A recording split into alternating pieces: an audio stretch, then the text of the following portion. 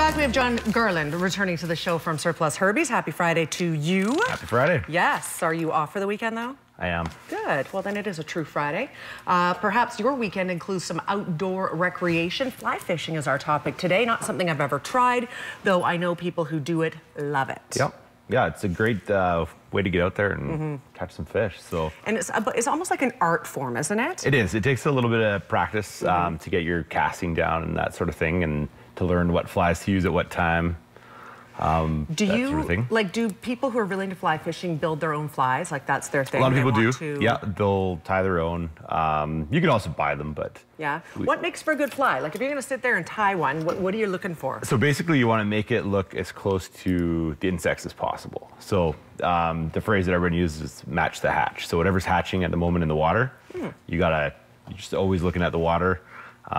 Or if you catch a fish, a little stomach pump and pull out what's in its stomach and take a look at what they're eating. That's if you're hardcore. Yep. I don't know if I'd be pumping a fish's stomach myself to find something. Anyway, that's good. Do you bring any flies? I didn't bring any flies today, worries. but I brought just a few of the things people can use to get started and different types of stuff. Well, let's just start give it a go. Well, one thing, what I think everybody that's fly fishing should wear is some sort of fishing vest.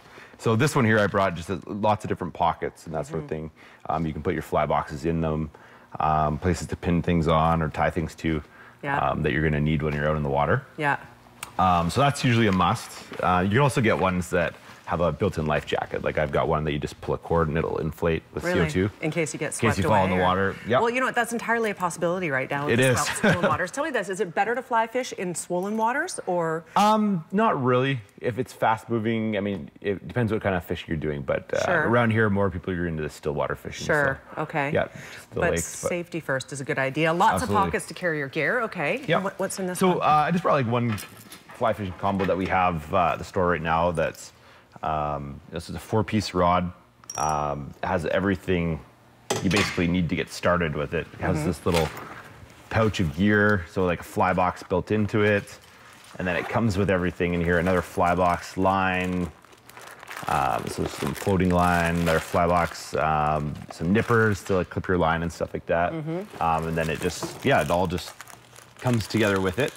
Lots of gear in here. Yep. So if you have this, do you still need to put all the stuff in your vest, or is this two separate things? Yeah, I would normally take that and put the stuff in the vest, like whatever I'm going to use at the time. It's handy to you. Yep.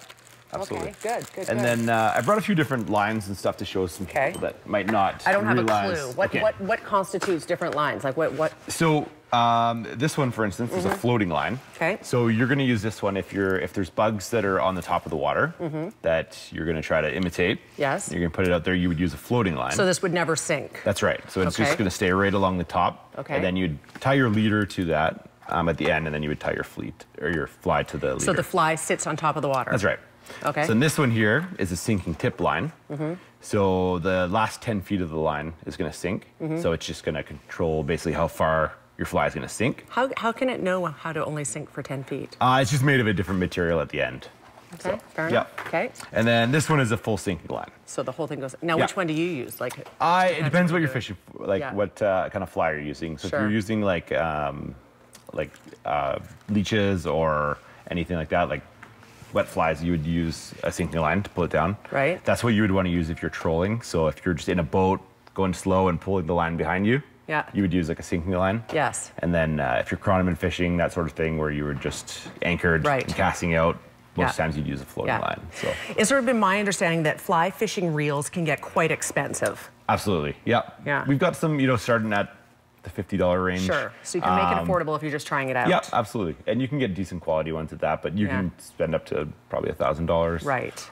For a good reel. Sure. Those are kind of the guys that are really hardcore into it. Yeah. But yeah, we've got a little bit of everything at the store. So everything that's in here just fits into this because when it's really long, there's no way you're going to put it in this massive container. Right. Yeah. So it breaks down. A lot of rods will be 2-piece, 4-piece. This is a 4-piece one here. So is your choice of fly fishing, do you like it better than regular fishing? Or? I do. Once you catch a fish on a fly rod, it kind of basically changes the way you're going to fish. Is that right? It's a lot more of an adventure. So. And would you say that the quality of the rivers that we have around here make it pretty ideal? It's awesome. You can't beat Kamloops' climate for fishing. There's 200 lakes within 60 kilometers. Yeah, so, awesome. Lots of places to fish. I also brought in this little book that these are free at the store. Okay. It's an angler's atlas, so it kind of gives a little bit of information on a lot of lakes around here. That's and there's awesome. also a coupon in there for us, so yeah, a little bit of money off, but it gives, you know, tells you how deep the lakes are, where to fish them, how to fish them. right. A little bit of information on all the lakes. So. That's awesome. If you're going to buy the gear, you want to sort of know where to go, the right places. Yeah. We're out of time. Fly fishing. If you're feeling inspired, you can head over to Surplus Herby's. They have all the great gear for you to get out. Good luck with your next fish. Thank you. Hope it goes well for you. Quick break. We'll be right back. Stay with us.